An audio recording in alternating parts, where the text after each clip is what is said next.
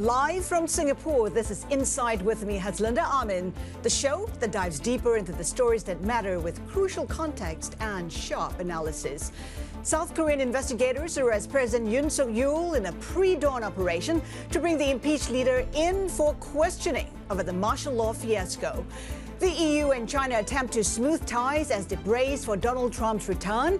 President Xi calls the relationship between the two economies symbiotic.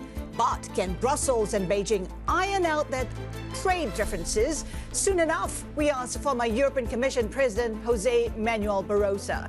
And we'll be taking a closer look at Radisson Hotel's big plans for Southeast Asia with Tim Cordon, the firm's COO for the region.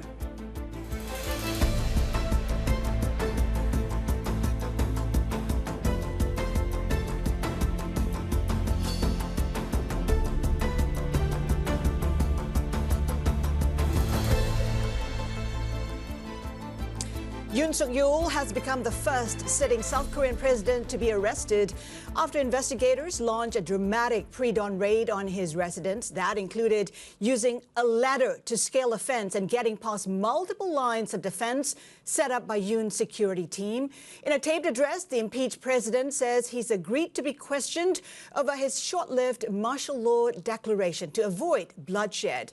Bloomberg's Hee-Soo Lee joins us now live from Seoul. Hee-Soo, we know it is a high-stakes arrest that we saw this morning. What's the situation in Seoul right now? Yeah, so around 10:30 this morning, President Yoon was arrested at his residence in Seoul's Hanam district. Now, this makes it the first time in South Korea's history for a sitting president to be taken into custody. Yoon will now be questioned by investigators over his short-lived declaration of martial law in early December. With this arrest warrant, he can be held up for 48 hours, and investigators will need to request another warrant if they want to officially detain him beyond the initial arrest today. Hee-Soo, is there any clarity what we can expect next? Well, the arrest today was the second attempt by the investigators to detain him, and it was finally done after, early morning operation to arrest him. This has been going on for weeks now and has added a lot of confusion to the country. His arrest today is raising uncertainties in South Korea at a time when, Donald Trump is about to take office in the U.S. Now, some developments have been made, but at the same time, it's difficult to predict what will happen next as well. Also, we have to note that Korea is also quite divided by those who want him out of the office immediately and supporters of Yoon, basically. For now, his arrest leaves many unanswered questions for a lot of South Koreans. The drama in Korea continues. Bloomberg News reporter Hee-Soo Lee from Seoul, thank you so much for that update. Let's do a check on oil on the back of U.S. moves to put a lid on Russian supplies. Let's take a look where Brent crude is trading, currently down about 1/10 of 1%, still very close to that $80 a barrel. New York crude flat at $77.52. Now, the EU now considering restrictions on Russian aluminum and ending LNG imports altogether. The bloc is also weighing sanctions on companies accused of helping Russia acquire weapons technology, including some in China. A separate EU inquiry, meanwhile, has found that Beijing discriminates against foreign firms in medical device procurements, opening the door to potential curbs on Chinese access. This EU has already slapped higher tariffs on Chinese EVs, Beijing responding with threats of levies on European brandy and pork. Amid all this, President Xi has spoken with the new European Council President Antonio Costa, calling for greater cooperation, mutual respect and dialogue. And governments around the world are also preparing for a potential tariff onslaught from the oncoming Trump administration, which could reshape global trade and alliances.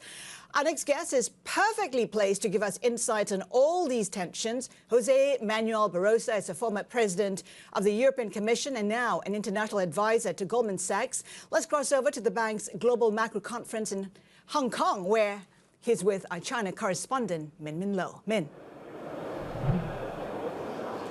Thanks, Has. Our next guest needs no interaction. And thank you, José, for joining us here. I want to start with what you heard earlier. President Xi making a call to the European Commission president asking for stabilized relations just as the EC had concluded this investigation, saying that China is discriminating against foreign companies when it comes to medical devices procurement.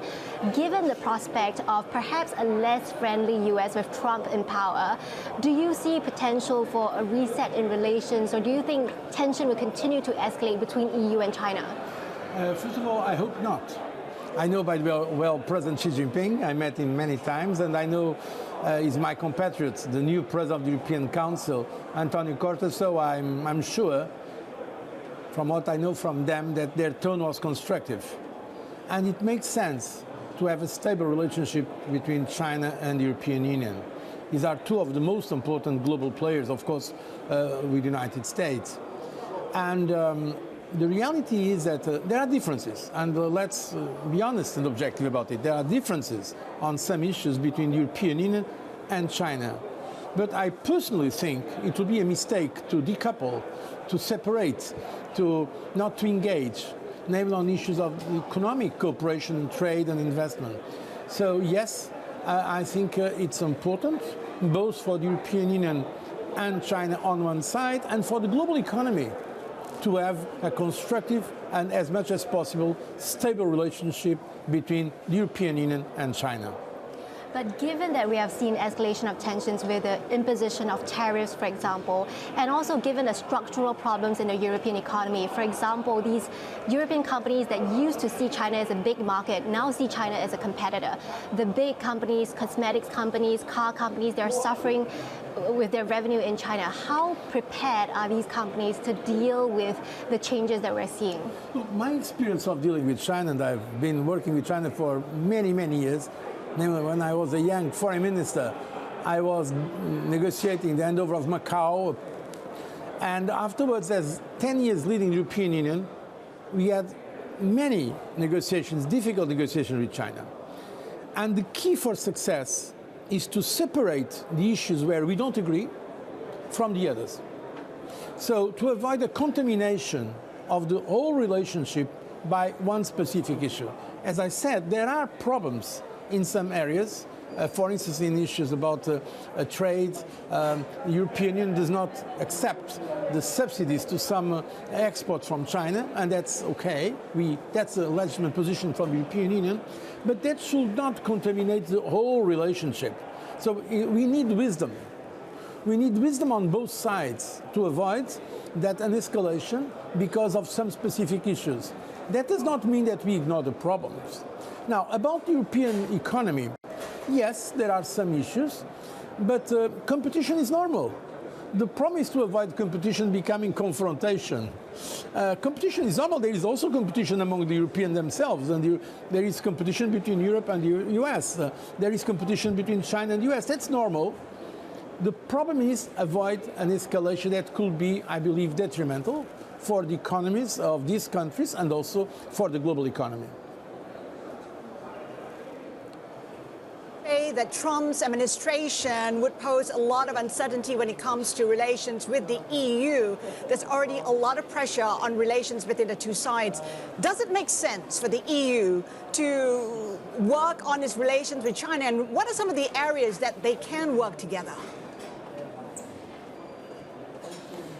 You mean Europe with China or Europe with the United States? Europe with China. With China. I mean, China and the European Union are very important partners in terms of trade. It's one of the strongest relationships in terms of trade. And Europe, it's very important for Europe to have access to the market in China, and the opposite also. China needs the European market, no doubt about it. Namely, if there is further problems between China and the US, which some people expect to happen, China needs access to the European market. So I think there is space for honest and deep negotiation between the European Union and China for promoting their common interests on those matters. I see that there is an opportunity there. And when it comes to relations with the US, people talk about how that could be Trumpocalypse when it comes to his trade tariffs on the EU. There's a sense that they could be bad for the EU, but not catastrophic. What's your own assessment? I don't know, honestly. But I know what President Trump has been saying. He is saying that the most beautiful word in the dictionary is tariff. So let's see what are the concrete decisions. One thing I know from experience, we had already to deal with this issue in the first mandate of President Trump. And at that time, the European Union was preparing a retaliation, some measures against some products coming from the US. What I believe now is going to happen is that the European Union is going to have an occasion to present a positive case with the United States. For instance, there are ways to make a deal. To use another word that I think President Trump likes, a deal. So, for instance, the European Union can buy, let's say, more gas to the United States now that we have cut the relationship between Europe and Russia in terms of energy. So there is room, if there is intelligence and creativity on both sides, to avoid tariffs being imposed on the European Union. Having said that, the European Union is already preparing, if necessary, some counter tariffs to the United States. And basically, the European Union is working on three areas. First of all, trying to avoid tariffs from the United States. Secondly, trying to maintain an open system of trade, namely around the WTO, recognizing the problems, but not putting in question the overall openness of trade. Thirdly, to make also agreements with third parties. You have probably noticed that after 25 years negotiation, and I know because I participated there was an agreement now between the European Union and Mercosur. So Brazil, Argentina, and two other countries in Latin America and South America. So I think it's important not to reduce the relationship to one or two partners, but to enlarge to the wider world, namely what people now call usually the global South. You mentioned that Europe has already prepared some possible retaliation. What are some levers that Europe has to retaliate against potential tariffs? I mean, as in the past, it was prepared. I cannot go more in detail, by the way, but I'm sure, from what I know from the European Commission, that there are already all contingency plans made. So if the United States implements tariffs against higher tariffs against the European Union, of course, the European Union does not like that. The Europeans prefer not to have more tariffs. We think it's bad for the economy of both sides, by the way, also for the American economy. But in case they are implemented, of course, the European Union has to react. In the past, if you remember, there was a list of products. It was going from the Harley Davidson motos to blue jeans, Levi's, to I don't remember the name of a bourbon, an American bourbon, American whiskey. So there will be, I'm sure, retaliations in case the United States, the new administration, decides to impose higher tariffs on the European Union. Let's talk about energy prices, because that has spiked on the back of US sanctions on Russia, and at the same time Europe is at risk of not meeting its natural gas targets for the next winter. So how concerned are you about this? No, I'm not so concerned. I remember what was said 3 years ago, that the European Union is going to suffer a very cold winter. In fact, it was amazing what Europeans have done, namely Germany. It was possible to replace the gas that was coming from Russia with LNG and with other sources from other countries. It was more expensive, certainly, and that's a problem. That's a vulnerability of Europe, the high prices of energy when we compare them with the United States, for instance. But at the end of the day, there was the possibility to change our suppliers. And that's precisely one of the points that I believe it will be important to discuss in depth between the European Union and the United States, is our cooperation in the field of energy. Okay, and given that Trump has made a lot of threats, especially around, for example, NATO countries' contribution to military spending, he's been demanding 5% of GDP being spent on military, or he might pull aid for Ukraine, for example. What does this mean for Europe's security and also the potential rise in debt position for European countries? No, Europeans are now already increasing, and it was not just President Trump. President Trump made it more vocally. But I remember since at least President Clinton, the United States have been asking, and George W. Bush and Obama, they have been asking the Europeans to spend more in defense. And I believe they have a point. The European Union should not be dependent on the United States for its own defense. The European Union, in fact, spends more in defense than China. The European Union countries spend more in defense than Russia. The European Union together are the second in the world after the United States. But the problem is that there is not a real European policy defense. It's not really integrated. I think now it's time for the Europeans, not going, of course, against NATO. NATO remains very important for European defense, but it is time for the Europeans to assume more responsibility in their own defense, and that's the way of travel. As always in the European Union, it takes time.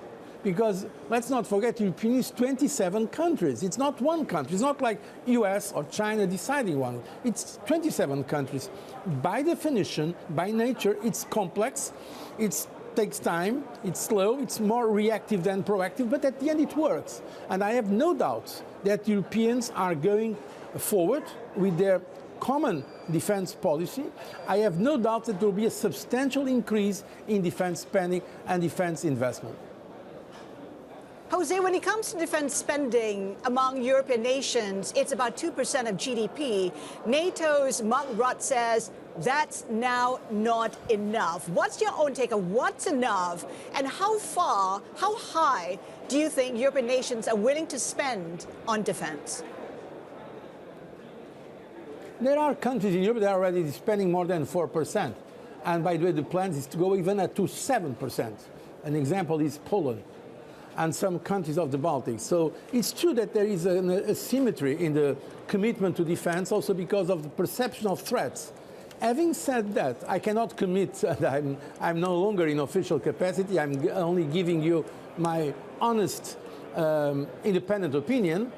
But I'm sure that there will be a rise in the European spending, and certainly more than 2% over time. But that has to be done in a gradual, incremental manner. But the direction of travel is clear, and the Europeans heard loud and clear the message coming from the former Prime Minister of the Netherlands, so a European Union personality, Mr. Rutte, made it clear that now we need to spend more in defense. And it's true. In this area in Asia, probably people do not measure how important is the issue of the invasion of Ukraine. I said at that time, and I keep saying, Europe will no longer be the same after the invasion of Ukraine by Russia. For instance, what's happening is unprecedented. You had the accession to NATO of Finland and Sweden, two very important countries in Europe. Finland having one of the biggest, in fact, the biggest European border with Russia. So this is a complete game changer, and the direction will be for a stronger European defense. What's coming through loud and clear is also the threat from Trump on Greenland. This is a NATO member nation. What is the right response to that? And what's your own take on what's happening right now? I mean, that's quite let's say, surprising, some of these statements, to be frank. I have no inside information about what's going on that matter. But certainly, the European response is very clear. We respect the sovereignty of all countries, including, of course, Denmark. And Greenland is, until now, part of Denmark. There are some discussions about the status inside Denmark of Greenland. I remember I visited Greenland some years ago, and I know that there is a debate about what should be the degree of autonomy, but I do not think that it's acceptable to put in question the current status of Greenland as part of Denmark, and Denmark as a very important member of the European Union and of NATO as well. You talked about how things have changed since Russia's invasion of Ukraine. 3 years on, the EU is now mulling a ban on Russian LNG. We got that news just today. What's your own response? The European Union is in fact cutting the relationship with Russia in all aspects. There were, I think, 11 package of sanctions. So if there is some concrete case of violation of this policy, of course it should be addressed. But no doubt that European Union countries have taken collectively an extremely firm position against Russia's aggression to Ukraine. And I believe that whatever the new administration will do, the new American administration will do, the European Union will keep to support Ukraine. I have absolutely no doubts about this, because what is at stake in Ukraine is not just Ukraine. Ukraine being, of course, a very important country. Ukraine is a country that more or less the size of France. But in case we allow Putin to win in Ukraine, it will be a defeat, not only for Ukraine, but for Europe as a whole, and by the way, for the so-called West, including the United States. The United States have been supporting Ukraine. Europeans have been supporting Ukraine. A victory of Mr. Putin will be a defeat for all of us, and that is simply not acceptable, because that will be a way of encouraging Putin to do more in terms of his aggressions against European and sovereign free countries we have in Europe. So we have seen Europe, for example, taking back control of Polish airspace from the US, part of the shifting of responsibility from the US back to Europe. I want to circle back again to what this means, the cost of it for Europe. Are you worried at all about the rising debt position, given global bond yields spiking, the stronger dollar as well? Yes, we are concerned about the overall level of public expenditure. It's true. By the way, the public debt of the United States to GDP, the GDP ratio is much higher than Europe on average. So it's not only Europe that has that problem. I personally am what people call usually a fiscally conservative. I don't like this, let's say, increase on public expenditure. And now we have a lot. But in fact, it's an emergency. We are at war. I mean, we are, in a way, at war. It's not direct between European Union and Russia, but in fact we are defending, we are supporting one European country that has been invaded. So the mood in Europe is to support that country. So in exceptional times, exceptional measures have to be taken. And this is the situation we are in now. So that there will be that effect in terms of the increase of public expenditure, not only because of the war, but also because of refugees, because of the humanitarian aid that we need to provide, also because of the cost of the climate, the green transition. There are some costs. So yes, we are going to face a difficult time from the point of view of increase of public debt, but to some extent this is unavoidable in the current moment. Okay, so gearing up for exceptional times with exceptional measures. Thank you so much. That was José Manuel Barroso, the former European Commission President and former Prime Minister of Portugal. Min, thank you so much for that conversation. Of course, Min Lo has been bringing us coverage from the Goldman Sachs event. Still ahead this hour, Radisson Hotel Group's Tim Cordon joins us to discuss consumption trends in China and India's tourism outlook growth. Keep it here with us. This is Bloomberg.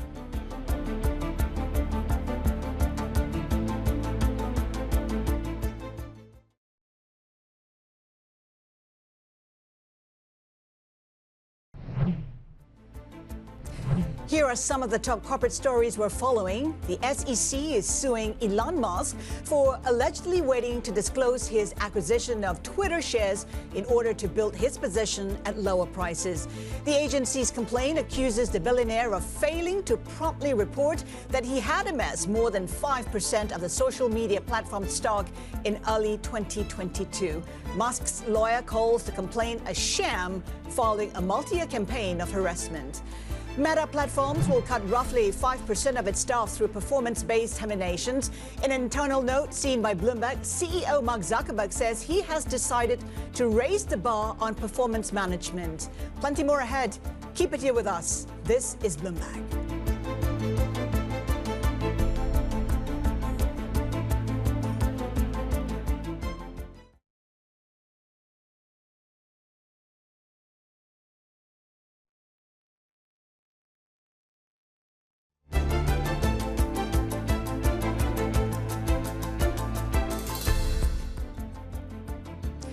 Welcome back. You're watching Insight. Let's take a look at how Southeast Asian currencies are doing. Remember that it is still a strong dollar environment. The dollar pretty flat as we speak in terms of Asian currencies. Some weakness that we're seeing at this point in time. Take a look at the IDR, the Indonesian rupiah, currently down by about 0.3% versus the USD. We are anticipating Bank Indonesia to stand pat, and that's because of the pressures on the currency. In terms of the Malaysian ringgit, flat 45.07. Remember that this was the best performing Asian currency in 2024, ending the year very strongly despite that lackluster performance in the beginning of 2024. Well, Radisson is the world's second largest hotel group with over 1,000 properties in operation just last year. It signed deals for 16 new hotels in the Southeast Asia Pacific and aims to open 40 to 50 more in Indonesia and Malaysia by 2030, and is also eyeing expansion in markets like Thailand, Vietnam, Australia and New Zealand. Joining us exclusively now is Tim Cordon, Radisson's Chief Operating Officer for Southeast Asia Pacific and the Middle East and Africa. Tim, good to have you with us. I mean, quite a mouthful in terms of the regions that you cover, but I know when it comes to Southeast Asia, that came under your purview in 2024, Jan 2024. Talk to us about the prospects for the region. First of all, great to be here. Thanks very much for having me on. It's a pleasure to talk to you. What we saw was an opportunity really to leverage some of the success we'd had in Middle East and Africa with the Dubai office and bring some of those operating practices, some of those development practices over to the Southeast Asia Pacific region and help accelerate our growth in this part of the world. I'm talking to you today from one of our most recent openings here in Phuket, a fantastic Radisson Red lifestyle hotel that we opened in December last year. And the focus really for us is to accelerate the expansion of our brands in SEAP and APAC generally. What does that expansion mean for Southeast Asia? How aggressive are you looking to expand? What are the targets? What's the KIP for 2025? Yeah, well, we think we can double our presence in the next 18 to 24 months without any difficulty at all. We will open more than 15 hotels in 2025, and we have a very strong pipeline that we need to realize now, because it's fine to sign hotels, but getting them open and open profitably and delivering value for the investors in our asset-light strategy that we have is absolutely critical to the success and the strength of our pipeline moving forward. And that's what we're all about, really, delivering value for the investors with great, strong brands and then accelerating that growth throughout the region. As I say, doubling in the next couple of years is quite reasonable target.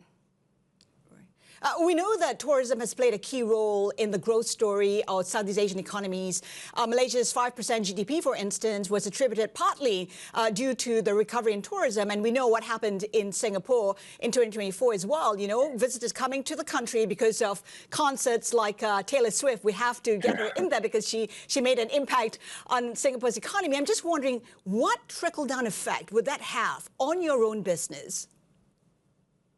It's huge. I mean, I think tourism is becoming, well, first of all, tourism is one of the fastest growing sectors of any economy, particularly in Asia. And, you know, we had a tough time as an industry for good reasons in 2020 and 2021. And the rebound in 2022, 2023, and particularly in 2024 in Asia has been phenomenal. So taking advantage of that, there's an enormous opportunity.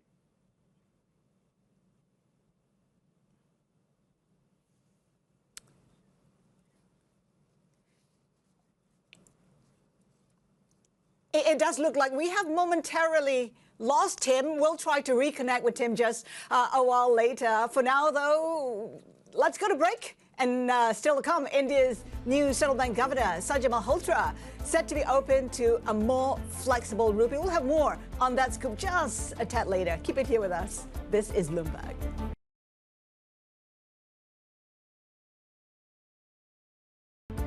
Welcome back, and back with us exclusively, Tim Cordon, Radisson's Chief Operating Officer for Southeast Asia Pacific and the Middle East and Africa. Tim, before the gremlins attacked, we were talking about how resilient Southeast Asian economies were, and that's partly because of the recovery in tourism. I mean, how's that playing out, you think, for 2025? What are some of the targets you're setting for yourself? Yeah, good question. I mean, first of all, we talked a little bit about the trickle down into the economies, and hospitality and hotels in particular are, of course, enormous employers, and we have nearly 75,000 employees in our hotels across this part of the world, and that's a huge benefactor to the economies in the countries where we operate. In terms of revenue projections, 2024 versus 2023 was about a 24% increase year on year, so really strong revenue growth. That's on a like-for-like basis. And then as we see into 2025, we think also a double-digit growth on a like-for-like basis versus 2024. And of course, we're also opening hotels and expanding hotels very quickly, which then adds a further boost to the top line. So overall, we can expect close to double the growth, double the revenue projections that we had in 2023 in 2025. And the majority of that growth is coming through increase in average rate.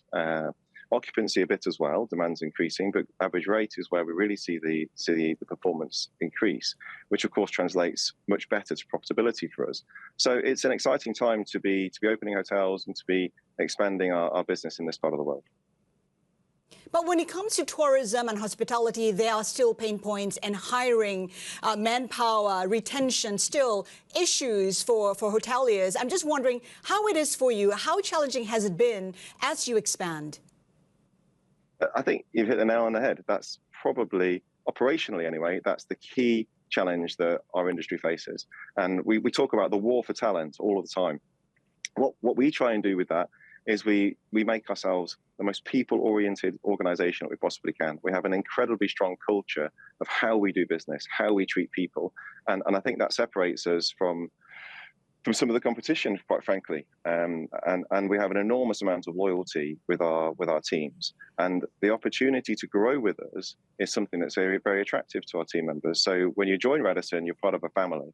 You're treated like family, and you're able to grow your career with us in a very structured and organized way from day one. We say, day one you start, and then this is the track that if you want to take, you can. And we try and show that very, very clearly, because in our industry, you're right, attracting talent and good talent can be quite difficult, and not always is it seen as an industry where you can really have a really thriving and prosperous career.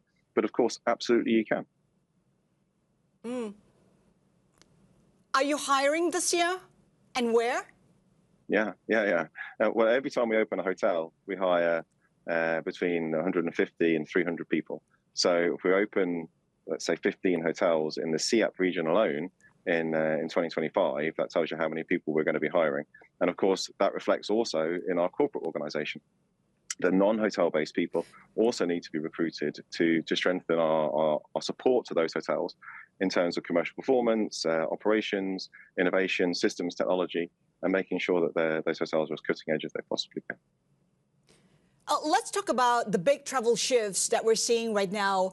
Online sales, for instance, account for, as far as the data that I have, accounts for about 40% of sales. And when it comes to mobile bookings, it's gone from 2% to 12%. How do you see this changing further? I think it's only going to accelerate. You're right on that trend. I'd say that our numbers are a little bit different to that. We've got far more than 40% of our bookings are online, and our app bookings, depending on the market, can make up to 80% of the online bookings. We've spent an enormous amount of time, energy, and investment in our mobile apps to make sure they're class leading. Google, in fact, has recognized us as being one of the class leaders for both our online reputation, our online booking tools, our website, and our app. It's one of the fastest growing apps in the industry, and we had over 1 million downloads just in 2024, which makes it one of the quickest downloaded hospitality and hotel booking apps in the world right now. So our ownership, being Jinjiang Hotels, our shareholders are an enormous Chinese hotel company, which I'm sure you know well, enabled us to continue investing in this technology and in the platforms that we have throughout the difficult times of COVID, and we're really reaping the benefits of that now. So online booking, is absolutely critical to our industry, and will remain so for the foreseeable future. And what's also critical to the industry is Chinese travelers. We know that Southeast Asia depends on Chinese travelers for growth. With a lot of Chinese travelers, traveling domestically, preferring to stay at home given the economic situation, how is it impacting all these markets? It does have an impact, but China is such an enormous market that we can still leverage the outbound from there, because even if it's a relatively small proportion of the overall Chinese tourism, it's still an enormous number outbound into some key markets, particularly Thailand, less so, but also Vietnam, the Maldives. China is an important part of the international traveller in those markets. And as I mentioned earlier, our shareholding and being part of the wider Jinjiang Hotel Organization, and they have thousands of hotels in China, means that we're ideally positioned to leverage that for Chinese outbound travel. India is also a really important market for Chinese outbound, where we also have over 100 hotels in operation today. Right. How about inbound travel to China? Because, what are the implications, short term, long term? What are you seeing? And when do you see a full recovery? It's difficult to answer that because the political environment is so critical to really know exactly what's going to happen there. Sorry. I have a frog in my throat. I apologise. I think we shouldn't lose sight of the size of the opportunity.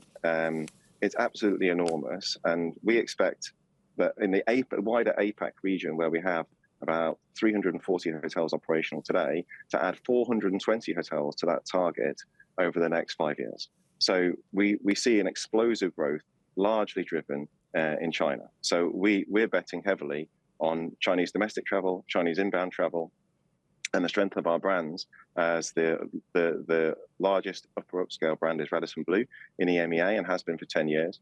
So we know that the feeder markets from Europe are really strong, and they know our brands extremely well. We're the largest operator in India, so we know that our brands are extremely well recognized in India, and we know that our portfolio in Asia is growing very, very quickly at the moment. So I think we're well positioned for the future.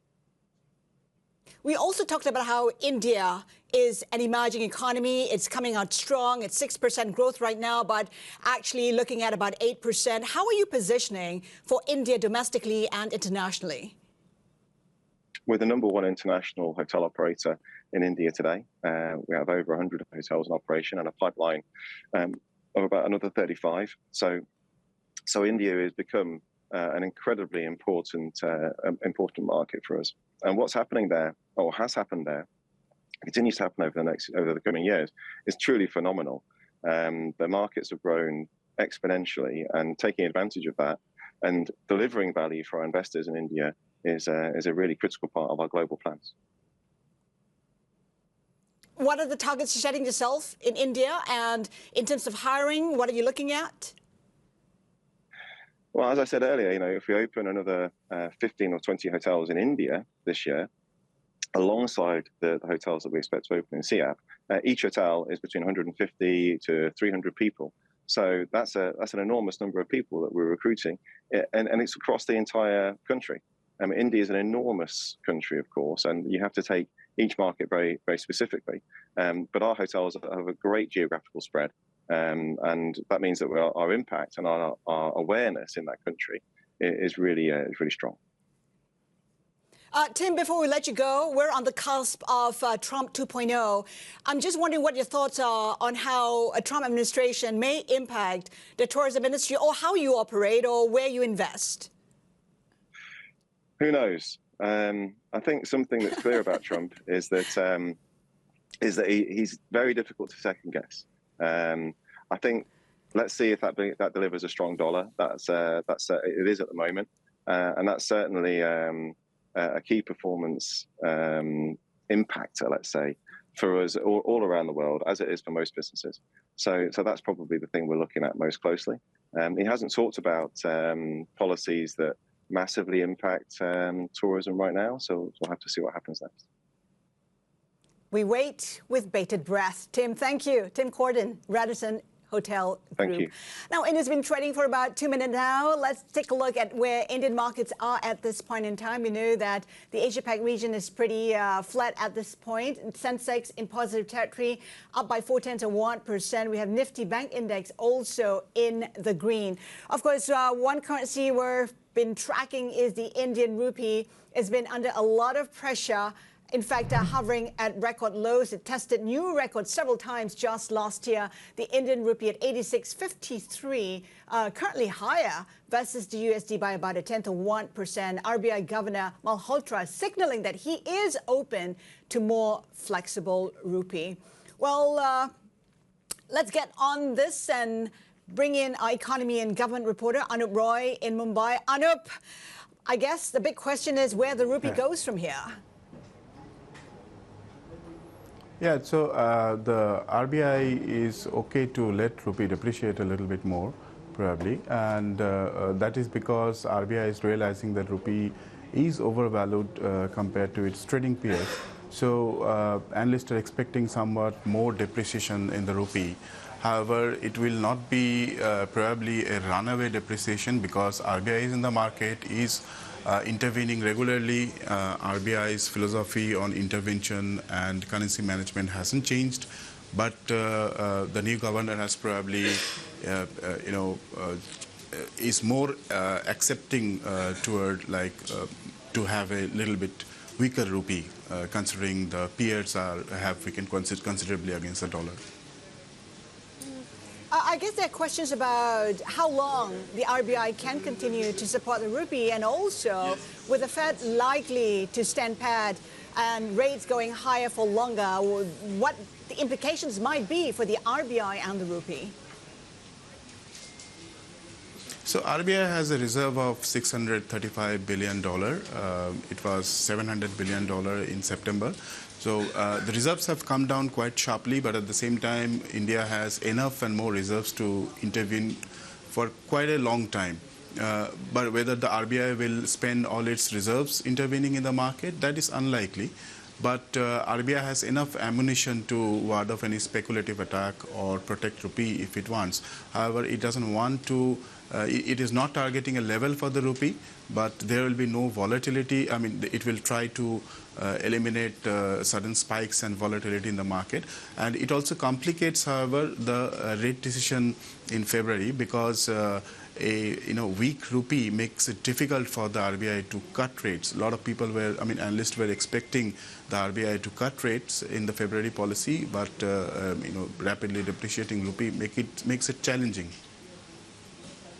That's right, and a weak rupee against a high oil environment is also problematic for the country. Yes, it actually inflates the import bill. India is dependent on oil import, like 90% of India's oil is imported, and a weaker rupee inflates the import bill and brings a lot of inflation because oil is also a critical input for many products, finished products. So RBI is also aware of that, and it is very concerned that this kind of depreciation should not result in a spike in inflation once again. The inflation is moderating now, and it was a very hard fought battle for the RBI. Anup, thank you so much for that. Our economy and government reporter, Anup Roy, joining us from Mumbai. Well, other Asian currencies are also vulnerable ahead of the release of inflation data in the U.S. For more on this, let's bring in Bloomberg MLI strategist Mary Nicola. And Mary, of course, we're expecting a solid, strong, resilient number.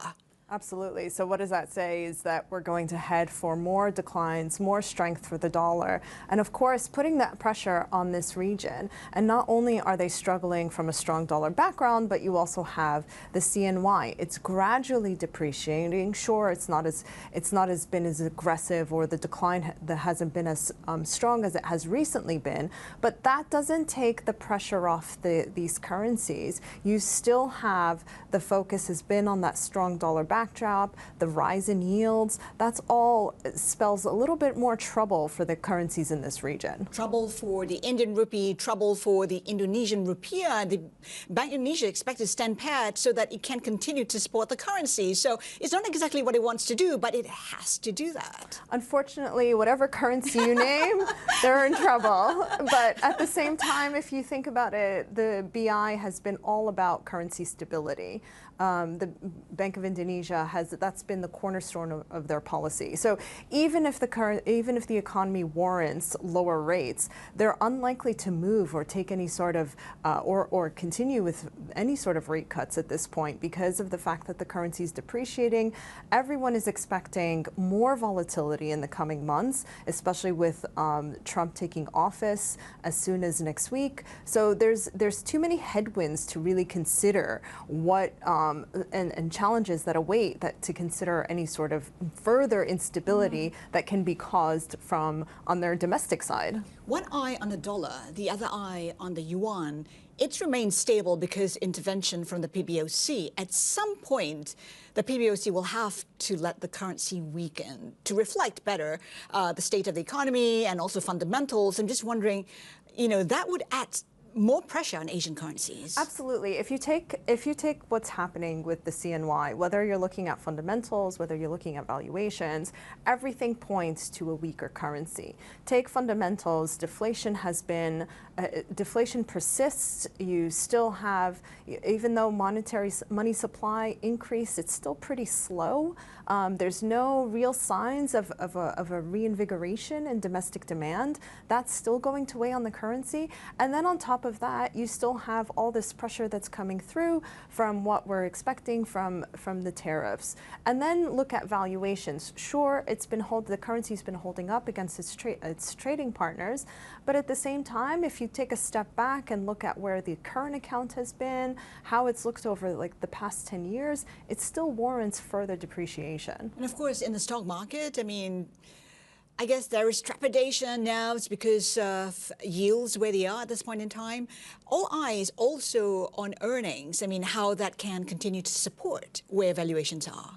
Yeah, that's the key thing heading into 2025 is that valuations have been quite lofty. And one of the things members of our team had highlighted was the fact that, yes, there's still support for US equities, but when they fall, they're likely to fall hard and likely because of the fact that valuations are so elevated.